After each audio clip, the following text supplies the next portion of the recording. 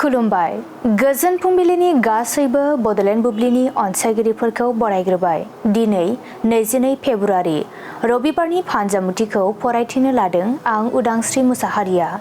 फान्जामुथिनि गिबियाव दं मेष राशि। नोंथांनि देहानि लोरबांथिया गैया जागोन, देहाखौ मोजां मोनगोन। वृष राशि। बायदि साननायफोरा नोंथांनि गोसोआव जायगा लानो हागौ, गोसोआ उरां फारां जागोन। मिथुन राशि। गोबां मोजां खाबु मोननायनि आसा दं, गोजौ फारसे दावगालांनो हागोन। कर्क राशि। नोंथाङा गाज्रि हाबा मावफ्लांनो हागौ, अहंखार साननाय सोमजिगोन। सिंह राशि। नोंथांनि थांखिनि बेरेखा बाथ्रा बुंजानो हागौ, थांखिया जाफुङाबो जानो हागौ। कन्या राशि। देहाया सानाय सुनायजों नाख्रेबजागोन, देहाया गोबां खस्थ' मोननो हागौ। तुला राशि। नोंथांनि बिसिनि जिउआव खुसि फैगोन, आद्रा खामानिफोरा जाफुंनो हागौ। वृश्चिक राशि। मोजां हाबाफारिफोराव बाहागो मोनफानो हागौ, गोसोआव थुलुंगाखांनाय फैगोन। धनु राशि।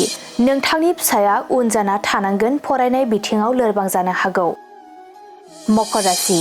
सोरजोंबा सोफै खालामजानो हागौ, साना असान्थिजों बारलांगोन। कुम्भ राशि। आंगोनि मददजों दावगालांनो खाबु मोनगोन, गोसोखौ खुसि मोनगोन। मीन राशि।